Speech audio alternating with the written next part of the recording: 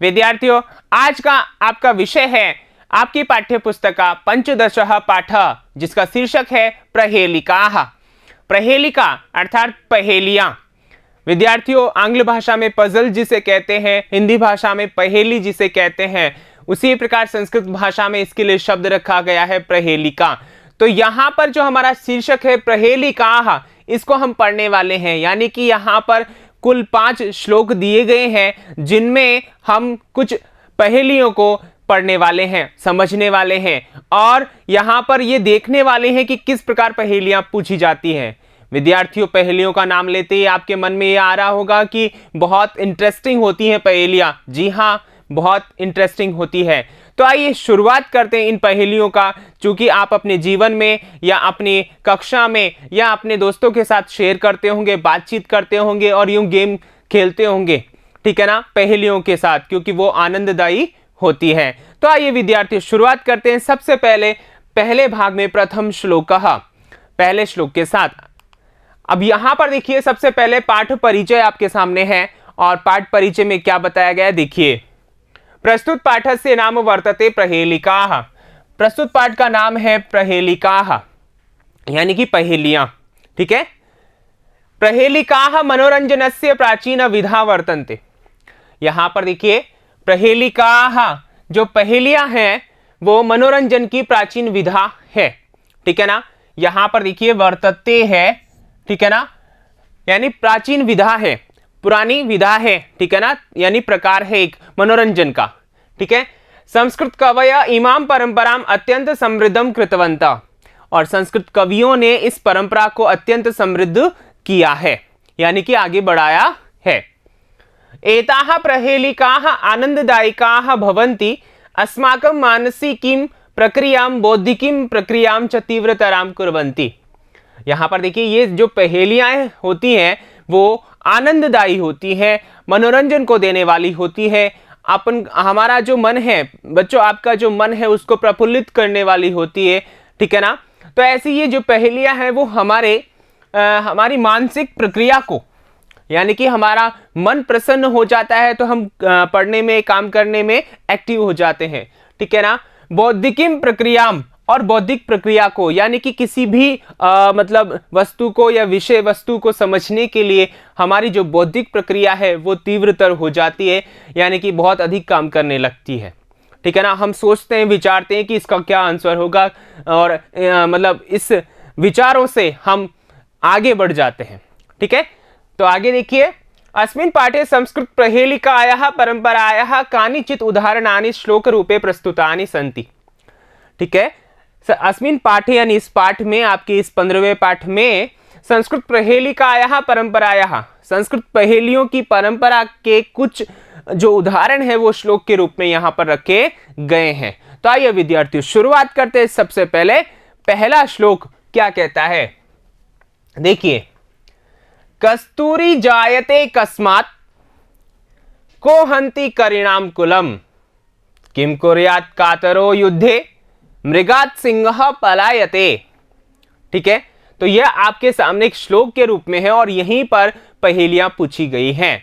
तो विद्यार्थियों, हम इसका अर्थ जानते हैं और जानते हैं कि यहां पर किस प्रकार पहेलियां पूछी गई हैं, ठीक है ना। तो सबसे पहले इसका अर्थ जान लेते हैं, ठीक है ना, और उसके बाद में हम आगे क्रम में बढ़ेंगे। तो देखिए, कस्तूरी, देखिए एक ये कस्तूरी का मतलब होता है एक सुगंधित पदार्थ होता है, ठीक है ना, जिसको मतलब जिससे बहुत ही अच्छी सुगंधित महक आती है। तो वो जो कस्तूरी है वह कस्मात यानी कहां से, कस्मात यानी कहां से, या किस स्थान से, या किस जगह से, ठीक है ना। जायते, जायते का मतलब होता है उत्पन्न होता है, यानी कि पैदा होता है या प्राप्त होता है, ठीक है। तो यहां देखिए, कस्तूरी जायते कस्मात, अर्थात कस्तूरी कहां से प्राप्त होता है, ठीक है ना। एक प्रश्न यहां पर यह है, ठीक है, यानी कि एक तरीके से पहेली ही है। दूसरा देखिए यहां पर को हन्ति करिणाम कुलम, को यानी कौन, को यानी कौन। यहां पर को जो है वो मूल रूप से कह है, ठीक है ना, और किम शब्द का पुल्लिंग का एक वचन है, प्रथमा पुल्लिंग एक वचन, समझ में आ रहा है। तो कौन, हन्ति यानी मारता है, हन्ति यानी मारता है। किसको? करिणाम यानी हाथियों के, कुलम यानी वंश को, समूह को, ठीक है ना, हाथियों के समूह को या वंश को, कुल को कौन मारता है? ठीक है, तो दूसरा यहां पर ये प्रश्न भी है तो पहेली भी है, ठीक है, तो दिमाग लगाइए बच्चों, कौन मारता है? ठीक है, और आगे देखिए, किम क्या, ठीक है ना, किम का मतलब क्या, कुर्यात, ठीक है ना, करता है, करना चाहिए, ठीक है ना, यानी कुर्यात यहां विधिलिंग लकार का है तो मतलब करे, ठीक है ना, या क्या करना चाहिए? कातरो, कायर, कमजोर व्यक्ति जो होता है, ठीक है ना, वह, ठीक है, युद्ध में, यानी कि कमजोर जो व्यक्ति होता है वह युद्ध में क्या करे? ठीक है ना, उसको क्या करना चाहिए? समझ में आ रहा है? अब यहां पर देखिए, ये 3 पंक्तियां जो हैं, 3 चरण जो है श्लोक के, यहां पर 3 प्रश्न पूछे गए हैं, अर्थात 3 पहेलियां पूछी गई हैं, ठीक है। और आगे देखिए, मृगात सिंह पलायते, अर्थात मृगात मृग से, सिंह मृग का मतलब हरिण, सिंह यानी शेर, पलायत यानी भाग जाता है, यानी कि यहां पर इसका अर्थ क्या होता है कि हिरण से डरकर शेर भाग जाता है, ये इसका अर्थ हुआ। तो आप सोच रहे होंगे कि यहां पर ये प्रश्न पूछे गए हैं और इनका उत्तर क्या है, तो विद्यार्थियों बने रहिए, देखिए, समझिए, और आगे हम चलते हैं। ये इसका अर्थ जान लिया, लेकिन इसी का उत्तर, इन पहेलियों का उत्तर यही है। तो आइए आगे चलते हैं, आगे देखते हैं कठिन शब्दार्थ।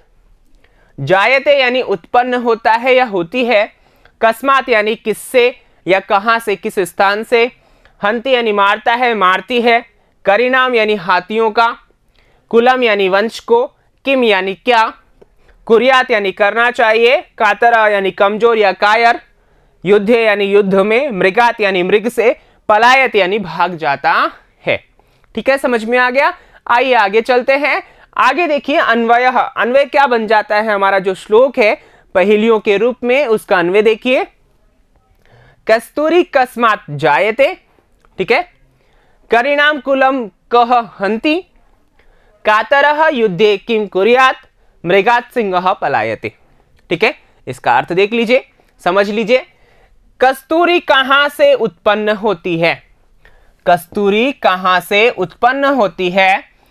हाथियों के कुल को कौन मारता है? कायर युद्ध में क्या करता है या क्या करे? मृग से डरकर सिंह भागता है, पलायत यानी भाग जाता है या भागता है। समझ में आ गया? ये इसका शाब्दिक अर्थ हो गया। पहेलियां आपको ढूंढनी है विद्यार्थियों, आइए ढूंढते हैं। यहां पर देखिए, पहेलिका, यह कितनी पहेलियां हैं वो यहां पर प्रश्न के रूप में है। ठीक है, तो देखिए, कस्तूरी कस्मात जायते, पहली पहेली आपकी पहली पंक्ति में ही थी। ठीक है, श्लोक की पहली पंक्ति में ही थी, और यहां पर ये प्रश्न भी है और पहेली भी है। तो विद्यार्थियों, अगर आपसे प्रश्न किया जाए, ठीक है ना, इसी रूप में, ठीक है, एक पद में या पूरे वाक्य में, तो आप आसानी से उत्तर दे सकते हैं। ठीक है ना, तो पहेली के रूप में है और प्रश्न के रूप में, दोनों ही है। तो यहां देखिए, कस्तूरी कस्मात जायते, कस्तूरी कहां से मिलती है? करिणाम कुलम कह हंति, हाथियों के कुल को कौन मारता है? तीसरा है कातरः युद्धे किम कुर्यात, कायर युद्ध में क्या करे?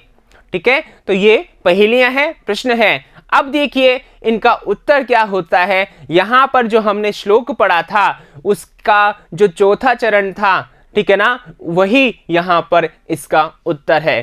किस प्रकार? देखिए, पहेलिका नाम समाधानम, पहेलियों का समाधान। ठीक है ना, कस्तूरी कस्मात जायते मृगात, ठीक है ना, यहां कस्मात जो है इसके स्थान पे क्या लिखेंगे हम? मृगात, अगर प्रश्न का उत्तर दे रहे हैं। और पहेली का उत्तर दे रहे हैं तो कस्तूरी कस्मात जायते मृगात, यानी मृग से, मृग जो होता है, हरिण जो होता है, ठीक है ना, उससे सुगंधित पदार्थ निकलता है जिसे कस्तूरी कहा जाता है। ठीक है ना, तो वो कहां से? मृग से प्राप्त होता है। ठीक है, समझ में आ गया? अब यहां पर देखिए, जो आपने देखा कि मृगात सिंह पलायते, ठीक है ना, ये चौथा चरण था आपका मृगात् सिंह पलायते। तो यहां पर ये जो पहला पद है, ठीक है ना, ये पहली पहेली का उत्तर है। ठीक है, आगे इसी प्रकार देखिए, करिणाम कुलम कह हंति, हाथियों के कुल को कौन नष्ट करता है, मारता है। तो यहां पर देखिए सिंहा यानी कह, ये पुल्लिंग का है यहां पर, ठीक है ना, प्रथमा का एक वचन है तो उत्तर भी प्रथमा एक वचन में ही होना चाहिए, ऐसा आपको बता रखा है। तो यहां सिंहा उत्तर हो जाएगा।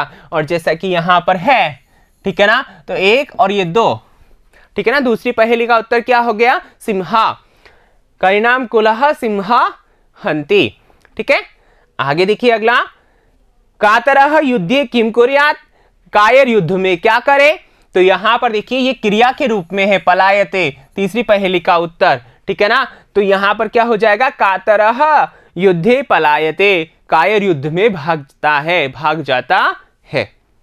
समझ में आ गया ना विद्यार्थियों, बड़ी अच्छी पहेलियां हैं, यहां पर श्लोक में ही पहेली का उत्तर दे रखा है। अब आगे देखिए, हमने अन्वय देखा, अन्वय में हमें अर्थ पता नहीं चला। अब यहां पहेलियों को प्रश्न के रूप में देखा तो हमें उत्तर पता लगा। अब आगे देखिए विद्यार्थियों, भावार्थ क्या बन जाता है, अर्थ, यानी कि जो भावार्थ हम करते आए हैं श्लोकों के रूप में, वही यहां अर्थ के रूप में है। तो देखिए, कस्तूरी नामकम सुगंधित द्रव्यम कस्मात् उत्पन्नम भवति, गजानां वंशम कह मारयति, युद्धस्थले कातरः जनः किम करोति, अस्मिन् पद्य एताः तिस्रः पहेलिकाः सन्ति। ये तीन पहेलियां हैं जो कि प्रश्न के रूप में है।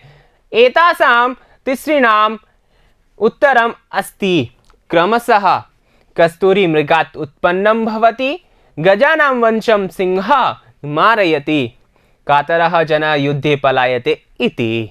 ठीक है, समझ में आ गया विद्यार्थियों। तो इसका अर्थ भी देख लीजिए हिंदी में। हिंदी में अर्थ देखिए, कस्तूरी नामकम सुगंधित द्रव्यम, ठीक है ना, कस्मात यानी किससे, उत्पन्नम भवति उत्पन्न होता है, ठीक है ना। ये प्रश्न था या पहेली थी अपनी। गजानाम वंशम, हाथियों के वंश को कह यानी कौन मारता है, और युद्ध स्थल में, युद्ध के क्षेत्र में कायर जो व्यक्ति होता है, कायर जनः, ठीक है ना, किम करोति क्या करता है। ये तीन पहेलियां थी। अब यहां देखिए, अस्मिन् पद्ये एता तिस्रः पहेलिकाः सन्ति, ये तीन पहेलियां हैं। एतासां तिसृणाम उत्तरम अस्ति, इन तीनों का उत्तर जो है, ठीक है ना, है क्रमशः यानी क्रम के अनुसार। पहला देखिए, कस्तूरी मृगात् उत्पन्नम भवति, ठीक है, गजानां वंशम सिंह मारयति, ठीक है, यानी कि कस्तूरी मृग से उत्पन्न होता है और हाथियों के कुल को सिंह यानी शेर मारता है। कातरः जनः, कायर जन यानी कायर व्यक्ति, युद्धे पलायते, युद्ध में, ठीक है ना, क्या करता है, भाग जाता है, रण छोड़ करके भाग जाता है। ठीक है, ठीक है विद्यार्थियों, तो आपको समझ में आ गया होगा कि इन तीनों पहेलियों का उत्तर क्या है, ठीक है ना। तो ये इस प्रकार पहला श्लोक था जिसमें हमने तीन पहेलियों को पढ़ा है, समझा है, ठीक है ना विद्यार्थियों। आगे अगले भाग में फिर मिलूंगा अगली पहेलियों के साथ श्लोक के रूप में। तब तक के लिए धन्यवाद।